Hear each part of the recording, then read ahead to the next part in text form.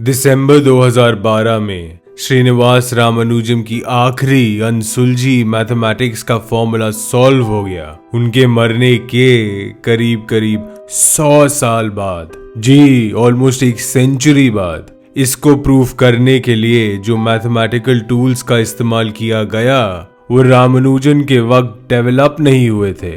रामानुजन के आखिरी फंक्शंस मदद कर रहे हैं ब्लैक होल्स को थोड़ा और समझने में। रामानुजन के वक्त ब्लैक होल्स की बातें कोई भी नहीं कर रहा था। उन्होंने जिस नोटबुक को पीछे छोड़ा उस पे काबिल मैथमेटिशियंस ने अपनी जिंदगी के कई साल, कई दशक लगा दिए। इसकी एक वजह है कि रामानुजन प्रूफ नहीं लिखते थे, जैसे हम बोलते हैं वर्किंग नहीं दिखाते थे। काफी इक्वेशंस पे कोई एक्सप्लेनेशन नहीं लिखी होती थी, या ये सोल्यूशन, ये फंक्शन, ये इक्वेशन क्या है, किस चीज के लिए है, ये उस नोटबुक में लिखा नहीं था।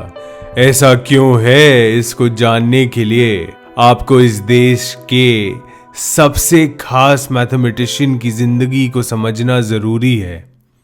श्रीनिवास रामानुजन 1887 में तमिलनाडु के शहर इरोड में पैदा हुए थे। जब वो 1 साल के थे तब उन्हें स्मॉल पॉक्स हो गया। उन्हीं के डिस्ट्रिक्ट में 4000 लोग इस बीमारी से गुजर गए। रामानुजन ठीक हो गए, मगर अलग अलग बीमारियों से उनके और भाई बहन 1 साल से ज्यादा नहीं रहे, सिवाय एक 1905 में पैदा हुए तिरुनारायण रामानुजन, जिन्होंने श्रीनिवास रामानुजन के देहांत के बाद उनके पेपर्स कंपाइल करने में काफी काम किया। श्रीनिवास रामानुजन बचपन से ही एक काबिल स्टूडेंट थे। उनके डिस्ट्रिक्ट में उनके सबसे ज्यादा मार्क्स आते थे। 11 साल पे उन्होंने 2 कॉलेज स्टूडेंट्स जो उनके घर पे रहते थे, उनसे जो वो 2 सिखा सकते थे सिर्फ मैथ्स के बारे में, उन्होंने वो सारा सीख लिया।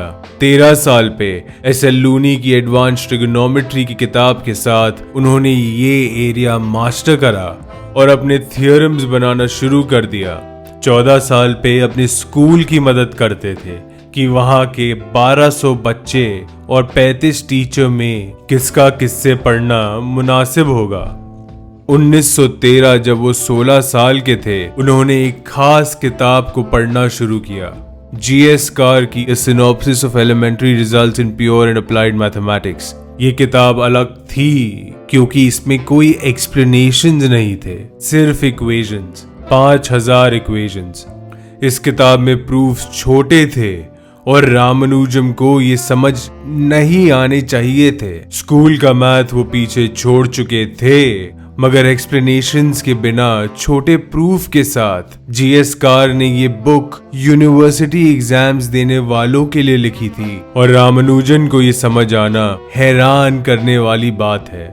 इस किताब के लेखक के विकिपीडिया पे 2 ही चीजें लिखी हैं कि G.S. कार एक प्राइवेट ट्यूटर थे उन स्टूडेंट्स के लिए जो कैम्ब्रिज का ट्राइपॉस मैथमेटिक्स एग्जामिनेशन की तैयारी कर रहे हैं, और इसके लिए ही उन्होंने ये बुक लिखी, एक स्टडी गाइड की तरह। और इनके विकिपीडिया पे दूसरी चीज लिखी है कि जब रामानुजन एक टीनेजर थे तब उन्होंने ये किताब ध्यान से पढ़ी और वो पढ़ते गए और धीरे धीरे ये नंबर्स समझ आने लगे। ये किताब खास है क्योंकि रामानुजन ने ये पढ़ी। और जहां तक हमारे आर.डी. शर्मा नया एडिशन निकालते रहते हैं, जैसे सारी मैथ की बुक्स का नया एडिशन आता रहता है, ये बुक 17 साल पुरानी थी, आउटडेटेड, खुद रामानुजन से 1 साल पहले की।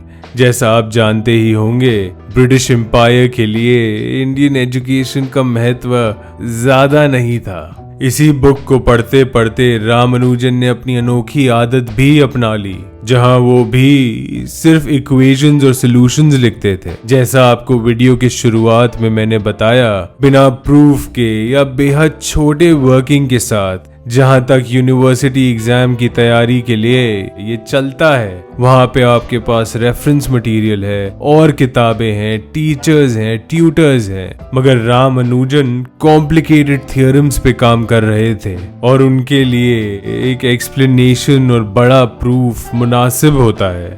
अगले ही साल उन्होंने अपना रिसर्च शुरू कर दिया मूवीज में जीनियसेस को थोड़ा अलग दिखाया जाता है, थोड़ा विचित्र, थोड़ा मसाला डाल के, मगर मूवीज तो मूवीज होती हैं। रामानुजन एक असली इंसान थे, एक गरीब परिवार से, और स्कूल के बाद उन्होंने स्कॉलरशिप पे कॉलेज ज्वाइन करा, जहां वो ज्यादातर सब्जेक्ट्स में फेल हुए। स्कॉलरशिप छूट गई, वो घर से भाग गए।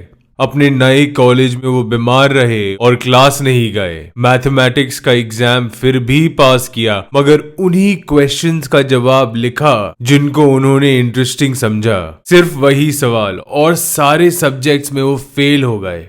कॉलेज उन्होंने छोड़ दिया, कुछ हद तक एक मूवी के जीनियस की तरह। रामानुजन अपने मैथमेटिकल आइडियाज पे काम करते रहे। उनके रिसर्च पेपर्स एकेडमिक जर्नल्स में छपते रहे। बिना कोई यूनिवर्सिटी डिग्री के वो मद्रास में एक जीनियस की तरह उभर रहे थे, मगर जीनियस की पदवी पेट नहीं भरती। और रामानुजन जिन मैथमेटिकल आइडियाज और थियोरम्स पे काम कर रहे थे, वो आगे जाके दुनिया के मैथमेटिशियंस को अचंभित करने वाला था, मगर अभी सिर्फ इंडियन मैथमेटिशियंस के सर के ऊपर से जा रहा था। और इसी जीनियस के टाइटल के साथ उनको अपने सीवी में कुछ रेफरेंसेस मिले, जैसे E.W. मिडलमास्ट, कैम्ब्रिज के ग्रेजुएट और यूनिवर्सिटी ऑफ मद्रास के प्रोफेसर ऑफ मैथमेटिक्स, जिन्होंने उनके बारे में काफी अच्छा लिखा। और इसके साथ रामानुजन को एक क्लर्क की जॉब मिल गई।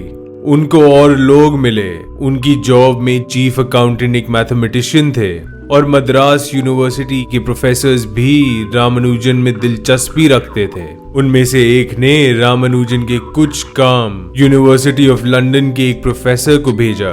मगर चाहे इंडिया हो या इंग्लैंड, रामानुजन का रिसर्च आगे था। वो एक जीनियस थे। इनका काम इतना आगे था कि वो प्रोफेसर उसे पूरा समझ नहीं पाए। कोई भी रामानुजन को ज्यादा समझ नहीं पाया, G.H. हार्डी तक। अगली वीडियो में हम बात करेंगे रामानुजन की जिंदगी के दूसरे पड़ाव के बारे में, जब वो इंडिया को छोड़ के इंग्लैंड चले गए और अपनी जीनियस के कलम के साथ अपना नाम मैथमेटिक्स के इतिहास में हमेशा के लिए लिख दिया।